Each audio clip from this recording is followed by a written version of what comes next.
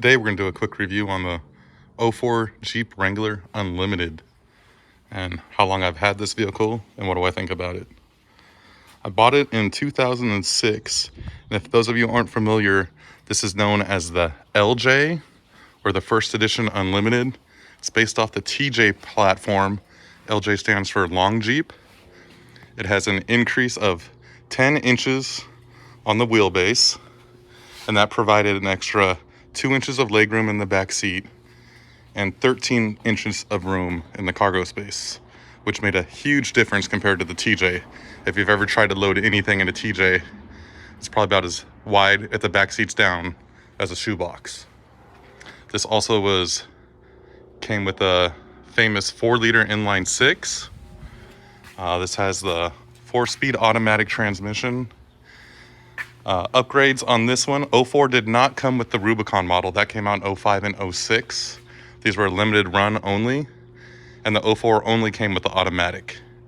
It did, however, come stock with the fog lights, the CD player, upgraded rear disc brakes as opposed to drums. And besides the extra room with the LJ, one of the reasons I purchased this over a TJ is due to the increased towing capacity. The TJ is rated at 1,500 pounds, while the LJ is rated at 3,500 pounds, which for me was a big selling point. And the extra room in this was a great advantage for traveling and just being able to load a vehicle.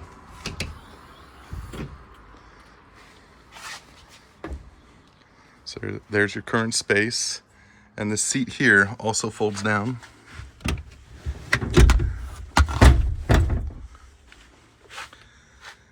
That's pretty considerable. All right, let's take a interior peek at the LJ. No push button automatic doors or windows in these Jeeps. Everything was manual operated. Windows, door locks. Compared to the new modern cars that have really nice dashes and layouts, this was pretty simple.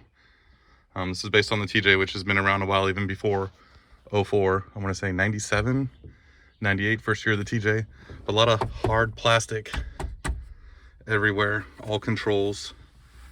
Not too big of a deal for me, as if you don't have the top on and it rains and gets dusty, this is a lot easier to clean and to keep clean. Keep it out of the sun. I know they fade. I know all dashes crack, especially plastic when it gets hard. There's your switch panel here. This switch came for the Rubicon. It was a blank one here, and I installed the lights, the high beams that are up on the windshield mount. And this one came factory with a soft top. The original owner, I believe I'm the second owner, did not choose the hard top as an option. So I had to wire in with the factory switches, the defrost, and their rear window wiper. There's your overdrive on-off switch, your 4-speed, your 4-wheel drive, high, neutral, low. 2 cup holders, slots on the side if you have the coffee cup handle style. This one also came, the Unlimited, with the upgraded stereo. So there are speaker there in the front panel, little speaker here in the front panel, dual speakers on the bar, and then a little 8-inch subwoofer there in the middle. Since there's that subwoofer in the center console, you're limited to storage, I don't know, 9 inches deep or so. I installed this Chrysler style navigation. I still have the original CD player. I thought this is a really cool navigation. I believe this is the RB1 or RB4 model. The navigation stopped working a while ago, but it's still pretty cool. It lights up, it says Jeep across it. When I was 23 years old, I thought that was the coolest thing ever. These Jeeps do not have a interior hood release. So people install locking ones. I kept them unlocking, but my original rubber ones wore out, no longer worked. I installed these. They're little metal ones. All right, let's see this 4-liter inline 6. Pretty dusty. I believe it was factory rated at 190 horsepower and 235 pounds-feet of torque. I believe the torque kind of came in at a lower RPM range, which is good for off-roading. Most Jeeps that you see off-roading with the big tires aren't going high RPMs when they're rock crawling. One of the coolest things about owning a Jeep is being able to open up those aftermarket catalogs and pages and pages and pages of parts and add-ons you can do to them. I'll just go over some of the ones that I've done. As you can see, the headlights with the brackets, like I discussed, the hood latches, the open bottle here, the rocker guards, which for off-roading help if you hit the side, keep the body from getting dented, scratched up. But this one also goes, let's see if I can get it underneath quite deep in the whole rocker guard panel. Not only is it a step plate, but a jacking point lift.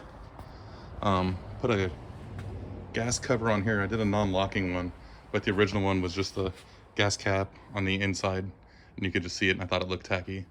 Such a little cover. Factory hardtop that I added on. I added on the roof rack.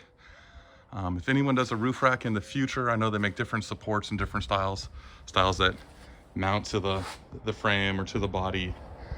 But if you do just go on the hardtop, I recommend bringing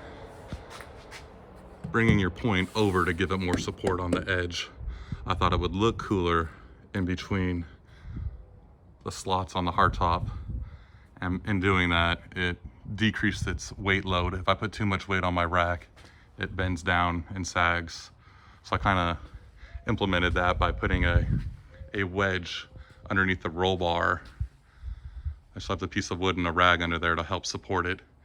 In my mind, it does something. It probably doesn't do much. After removing the hardtop half a dozen times with the factory nut and bolt, I decided to go to the quick release hand tight C-clamps. Those do save time and make it just a lot easier when you want to remove it. I also installed the front and rear differential cover sliders. And those bolt around the axle in case you hit rocks. Protect the pumpkins. Has the stock suspension, stock tires. These are the 30 by 9.5 by 15s LTs.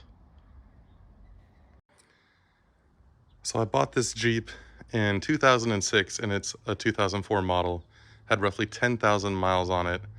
I want to say I paid close to 19,000 for it, 18,500, somewhere in that range.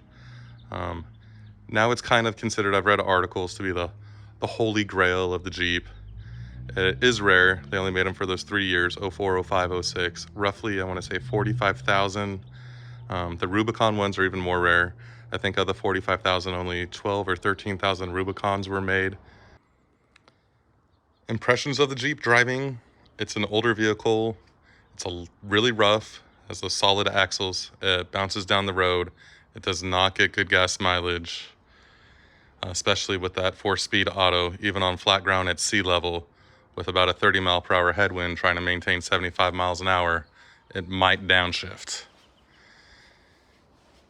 And by horrible gas mileage, I would say I average 14, 15 miles per gallon.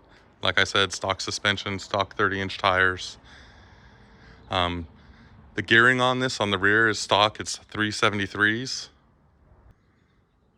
So besides that bad gas mileage and rough ride, would I get this Jeep again? Yeah, in a second. Just the fun factor. Being able to take the hardtop off, take the doors off, mount the same mirrors on a different bracket right there on the frame. Being able to drive this Jeep around, it's just a ton of fun. A ton of fun.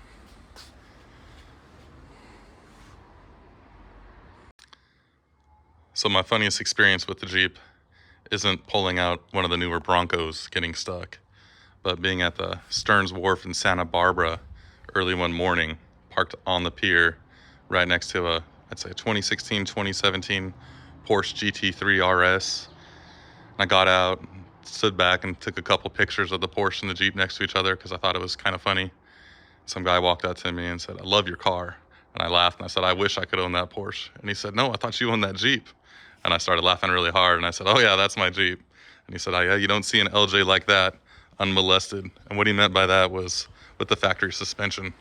Most of the people that own these over time, they've gone through multiple owners and they usually end up with a lift, which somehow never got lifted by me. Maybe one day it will. Do you guys think I should lift it or keep it stock? So what does the future hold? To lift or keep stock?